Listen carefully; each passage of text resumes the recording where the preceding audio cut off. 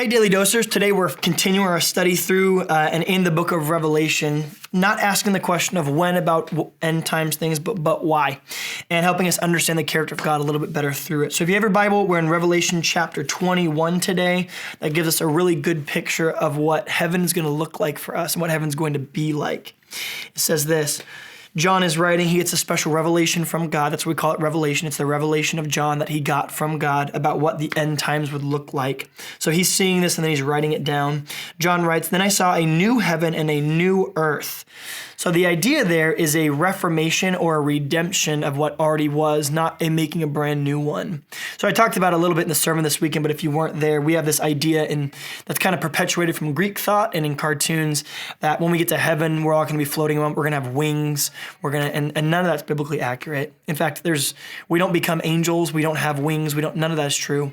In fact, if you want to get a really good picture of what heaven's going to be like, you could probably just look around you, go out into the wilderness, go out into the beauty of God's creation, go out into the sand in the beach and look around, and I think you're going to see exactly what heaven's like. Now, there's not going to be pollution, there's not going to be brokenness, there's not going to be that insecure feeling when you stand in those places. There's just going to be a complete awe of God and in his presence, because it says that heaven is going to be redeemed. So I think the Grand Canyon will be in heaven. I think we'll get to visit that. We just won't be exhausted walking back up it. We'll be there. We just won't feel the baking heat of Arizona's climate. It'll just be this beautiful, picturesque, incredible world that God made for us originally. But now he takes out the sin, he takes out the pain and the suffering, and he makes this promise. For the first heaven and the first earth have passed away, and there was no longer any sea, which doesn't mean there's not going to be ocean. Sea was, again, apocalyptic literature. It was a symbol of death and decay. Think about it for not a Phoenician people that were very seafaring, but for a Jewish people, they didn't like the sea. Sea meant death for them, so he's speaking their language. There's not going to be any more death. And I saw the holy city, the new Jerusalem, coming down. So God brings down this perfect city and makes it the capital here on earth. I heard a loud voice from the throne saying, "Look, God's dwelling place is now among the people. In the Old Testament, God dwelt among the people. In the New Testament, God dwells among the people." We'll chase that this week in Life Group as well. He says, "Behold," verse 5, "I am making everything new." That word is really neat. It's this word, it's pollo, which sounds like the Spanish word for chicken, but it's not.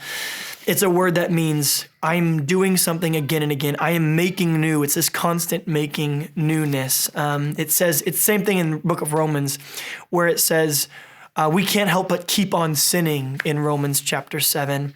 This is what it says in the new earth. It says, "Behold, God keeps making everything new." It means this idea we might have of, well, what if we're going to be on earth for 1 trillion years and that's only the beginning? Aren't we going to get bored?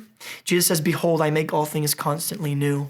You see, our tiresome nature towards certain things, our boredom, actually comes out of us being sinful and fallen.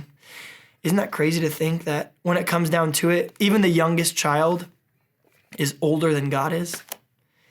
In their heart and in their mind and in their conscience, they're older in the sense of, as we get older, we start to think, man, that's boring, or I need to be more entertained, or I'm getting tired of that, or maybe we even get a little bit crotchety as we get older and older, and our bones get less limber, and our muscles start to ache, and even walking upstairs now, I can hear my ankles pop when I walk upstairs, and you just feel like you're in decay. And Jesus says, "Behold, in heaven, I make all things new." So the first time you experienced the ocean, the first time you felt the expression of love from God on your life, behold, what if that was a new daily occurrence there? Everything was fresh, everything was new. That's something cool to look forward to. Maybe you're having a hard time in your day. Maybe it's just the encouragement of there's a better day coming.